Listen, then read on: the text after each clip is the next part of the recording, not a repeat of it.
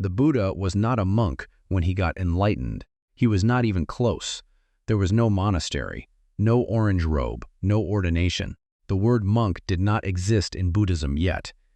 He sat under that tree as a dropout, abandoned by every teacher, rejected by his only companions, belonging to nothing. And that is not a detail. That is the entire teaching. Because the night he found the answer, he had been stripped of every identity he had ever worn. Prince, ascetic, student, leader. None of those things were him. They were just the roles he played. And the 5 men who walked away from him in disgust would become the first people in history to hear what he discovered. To understand how a man ended up alone under a tree with nothing, no teacher, no group, no title, you have to understand what he gave up. And he gave up everything. Twice. The first time, he was a prince. Siddhartha Gotama, heir to the Sakya clan in what is now southern Nepal. He had a wife, a newborn son, a palace for each season, and a father who had spent 29 years making sure he never saw a single thing that might make him ask difficult questions. It did not work. Siddhartha saw a sick man, an old man, a dead man, and a wandering ascetic, and in a single night he left. He walked out of the palace, cut his hair with a sword, traded his silk robes for rags, and became a samana. That word matters. In English, everyone calls him a monk, but the Pali word is samana, samana, and it does not mean monk. It means striver, a person who has dropped out of ordinary life to search for something. No ordination, no monastery, no rules. A samana is a freelancer of the soul, someone who belongs to no institution, follows no fixed path, and has no credential except hunger for the truth. That is what Siddhartha became. Not a monk, a dropout, and he was brilliant at it. He found a teacher named Alara Kalama, one of the most respected meditation masters in northern India. Alara taught him to reach the sphere of nothingness, a state so deep most practitioners spend decades failing to touch it. Siddhartha mastered it, and then he did something no student was supposed to do. He told Alara it was not enough. He left. He found a second teacher, Uddaka Ramaputta. Uddaka taught him the sphere of neither perception nor non-perception, the highest meditative state anyone in India had ever described. Siddhartha reached it.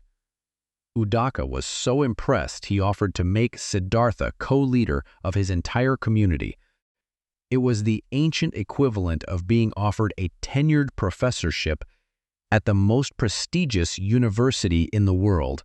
Siddhartha turned it down. He left. And the reason was specific. He did not leave because the practice was too hard or the teacher was flawed. He looked at the highest state these traditions could offer and saw, with absolute clarity, that it would never lead where he needed to go. Not yet. Not almost. The destination itself was wrong. The road ended at a beautiful place that was not freedom. Think about what that means. He did not leave because he failed. He left because he succeeded. And success was not the answer. He had climbed to the very top of 2 separate spiritual traditions and found that the view from the top was not what he was looking for. Most people who leave a path leave because they could not keep up. Siddhartha left because the path ended and the destination was not there.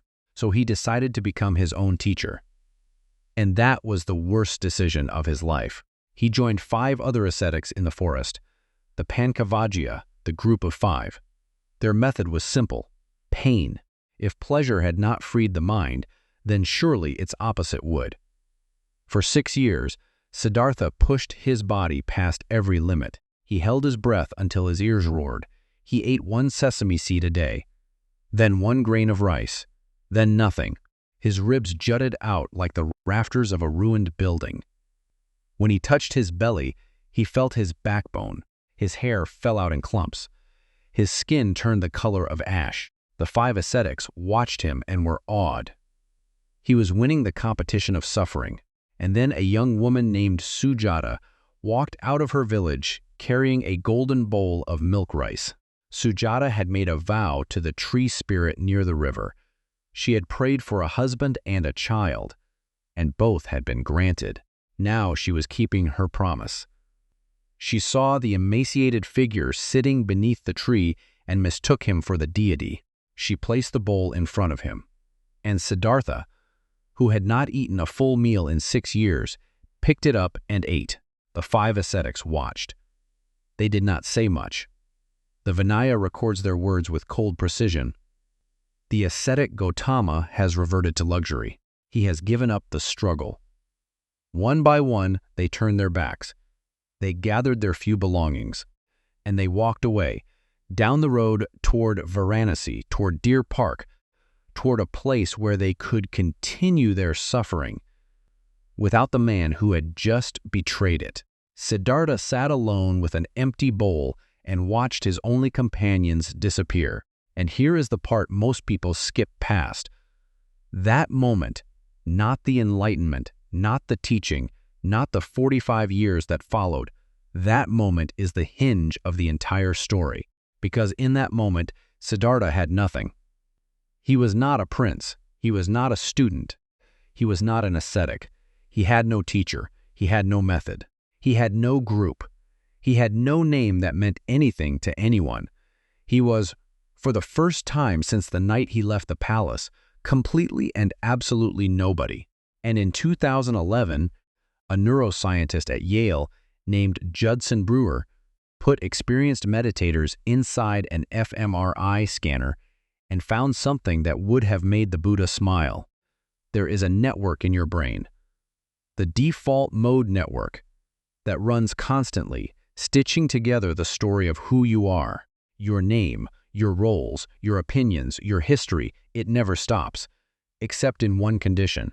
When meditators reach deep states of awareness, the default mode network goes quiet. The brain stops telling the story of me. We will come back to that research. But for now, just know what Siddhartha was about to do under a tree with no name and no group had everything to do with what happens when that story finally stops. If you have watched this far, you already know this video is not the version of the Buddha's story you were told. If that kind of clarity is what you come here for, subscribe, because every video on this channel takes a teaching you thought you understood and shows you what it actually says. And drop a comment. I want to know. Have you ever had a moment where losing a title, a role, or a group turned out to be the best thing that happened to you? What happened next? What Siddhartha found sitting alone under that tree with no teacher, no tradition, and no name is the part that changes how you see every label you have ever given yourself. He walked to the banks of the Neranjara River. He found a fig tree, and he sat down. There is no record of a prayer, no ritual, no invocation. The texts say he made a single vow that he would not stand up until he understood, not until he believed something, not until he felt better, until he understood. And this is where the story enters territory that most retellings treat as mythology, but that deserves a closer look. Because what came next was not silence. It was a confrontation. The Pali texts call it Mara. In the traditional telling, Mara is a supernatural being, the Lord of Desire, the personification of everything that pulls a mind away from clarity. He brought armies, he brought his daughters, he brought storms, but if you strip the mythology down to its psychological core, Mara asked one question, and it is the most important question in the entire Buddhist canon. By what right do you sit here? Think about that. Not what do you want, not what are you looking for, but who are you to sit here? What is your credential? What is your authority? Where is your teacher? Where is your lineage? Where is your title? And Siddhartha had nothing to offer. No lineage. He had left his father's kingdom. No teacher. He had outgrown both masters. No tradition. The ascetics had disowned him. No title. He was not a prince, not a samana, not a bhikkhu. That word, bhikkhu, bhikkhu, did not even exist yet. There were no Buddhist monks. There was no Buddhism. There was a man sitting under a tree with absolutely no credential except his refusal to stand up. And here is what he did. He reached down and touched the earth. That gesture, the bhumisparsha mudra, the earth witness gesture, is the most common image of the Buddha in all of Asian art. You have seen it 1,000 times. The seated figure, right hand reaching down, fingers touching the ground, and most people think it is a meditation pose. It is not. It is an answer to a question. Mara asked, "Who are you to sit here?" And Siddhartha did not say, "I am a prince." He did not say, "I am a monk." He did not say, "I am a teacher." He touched the ground and said, "The earth is my witness." Not a title, not a credential, not a group. The ground beneath him. That was enough. You have felt this. Maybe not under a fig tree, but you have been in a room, a meeting, a family gathering, a conversation with someone you were trying to impress, where someone asked you, in words or in silence, "Who are you to be here?" And your first instinct was to reach for a label, your job title, your degree, your experience, your history. You have done this because you were taught that, without a label, you have no right to the seat. Siddhartha's answer was the opposite. He did not reach for a label. He reached for the ground. And what followed was the most consequential night in the history of human thought. The texts describe it in 3 phases. In the first watch of the night, he saw his own past lives, not as mystical visions, but as the full chain of becoming, the endless process of building a self, losing it, and building another. In the second watch, he saw this process operating in all beings, and in the third watch, he saw the mechanism itself, the 12 links of dependent origination, the precise sequence by which a mind constructs suffering out of contact, craving, and clinging. By dawn, he was done. Not done meditating, done searching. The man who sat down had no title. The man who stood up did not need one. And now remember the neuroscience.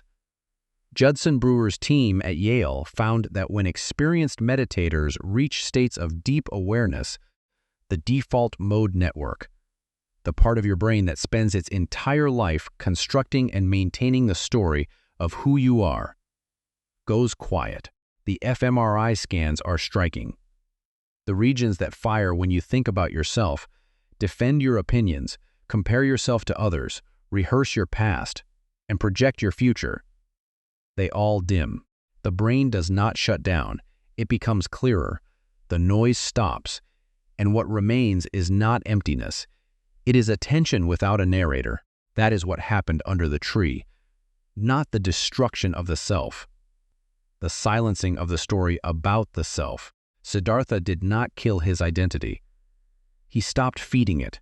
And when the story stopped, what remained was not nothing. It was the clearest seeing a human mind had ever done. Your brain runs a program called Me. It has been running since you were old enough to hear your own name. And it can be paused. 7 weeks passed. 7 weeks of sitting, walking, standing, and seeing. And then Siddhartha did something that no one, not the 5 ascetics, not Mara, not the gods of the Pali Canon, expected. He stood up. And he started walking toward Varanasi, toward Deer Park, toward the 5 men who had abandoned him. He walked for days. And the texts tell us that when the 5 saw him coming from a distance, they recognized him immediately, and they remembered their agreement. They had decided, formally, deliberately, that when the man who had betrayed their path arrived, they would not stand. They would not greet him. They would not prepare his seat. They would treat him as if he were no one. They could not do it. Something had changed. The texts do not say he glowed. They do not say he performed a miracle. They say the 5 looked at him and could not look away. One by one they stood. One took his bowl. Another prepared his seat. A third brought water for his feet. They did not know why they were doing it. The man walking toward them had no title. He carried no scripture. He wore no robe they recognized. but something in the way he moved. The text used the word akala, unshakable, made it impossible to stay seated. And then he taught. He did not begin with a metaphor. He did not begin with a story. He began with a correction. He looked at the 5 men who had left him for eating a bowl of rice, and he said, "There are 2 extremes that a person seeking the truth should avoid. One is devotion to pleasure. You know that one. The other is devotion to self-torture. You know that one too." And then he said the sentence that would become the foundation of everything. There is a middle path. In Pali, Majjhima Padapada, Majjimash Pati Pa Dh. And this is the detail that most translations miss. The English phrase middle way sounds like a compromise. A little of this, a little of that. Moderation. Balance. But the Pali does not say middle. It says through the middle, Padapada, the practice that goes through. Not halfway between luxury and pain. Not a blend of both. A third path entirely. One that could only be found by a person who had walked both extremes to their end and discovered that neither one led where he needed to go. He could only teach this because he had lived it, not as a monk, not as an ascetic, not as a prince, as a man who had been all 3 and then none of them. And there is a detail in the old texts that most retellings leave out. After Sujata gave him that bowl of milk rice, the meal that cost him everything, Siddhartha walked to the river, placed the golden bowl in the water, and said, "If today I am to find the truth, let this bowl float upstream." The bowl floated upstream. It is the kind of story that sounds like myth, but the meaning is not magic. It is a man who had nothing left, no teacher, no group, no path, placing his last object in a river and letting the current decide. Kondanya, the eldest of the 5, the one who had predicted at Siddhartha's birth that this child would become a Buddha, listened. And something shifted behind his eyes. The texts say he saw the Dhamma the way you see the sun after a long night, not gradually, all at once. And the Buddha looked at him and said 5 words that still echo through every monastery on earth. Anyasi vatabo kondanyo. Kondanya knows. Kondanya understands. And then the Buddha said 2 more words. Words that had never been spoken before. Words that created an entirely new category of human being. He looked at Kondanya and said, "Ehi bhikkhu, come monk." Now the word existed. Now there was a monk. Now there was a Sangha. Now there was Buddhism. But none of it, not one syllable of it, existed on the night a man with no title sat under a tree and refused to stand up. The entire religion you call Buddhism was founded by a person who, at the moment of his breakthrough, belonged to nothing and no one. So here is what the story actually tells you. The Buddha was not a monk when he got enlightened. There were no monks. There was no Buddhism. There was no system, no tradition, no institution. There was a man who had been stripped of every identity, prince, student, ascetic, leader, and who discovered that the stripping was not the obstacle. It was the method. The second thing this tells you is practical. Every label you carry, your job title, your political identity, your spiritual practice, even meditator or Buddhist, can become the very thing you protect instead of the truth you seek. The 5 ascetics clung to their suffering like a badge. It was their uniform. And when Siddhartha took his off, they could not forgive him, not because he was wrong, because he made their uniform meaningless. A Tibetan teacher named Chogyam Trungpa had a phrase for this. He called it spiritual materialism. When your practice, your tradition, even your identity as a seeker becomes just another thing the ego collects. The 5 ascetics were the first spiritual materialists in recorded history. They had turned their suffering into a credential. You have labels like that. You know which ones they are. The ones that feel less like descriptions and more like armor. And the third thing, the one that matters most, is this. You are not the labels you wear. You are not your title, your tradition, your group, or your history. You are what remains when every label is removed. And what remains, the Buddha discovered on a night when he had nothing left, is not emptiness. It is not loss. Identity is not destroyed when the labels come off. It is revealed. The way a window is revealed when you stop staring at the glass and start looking through it. The Buddha did not find enlightenment by becoming something. He found it by stopping. Not stopping effort, stopping the search for the next identity to wear. The seeking itself had been the obstacle, and when the seeker finally had nothing left to seek with, no title, no method, no group to perform for, what was always there became visible. You do not need a tree. You do not need a tradition. You do not need anyone's permission to sit down and see clearly. The man who found the answer had none of those things. He had the ground beneath him. That was enough. It was enough then. It is enough now.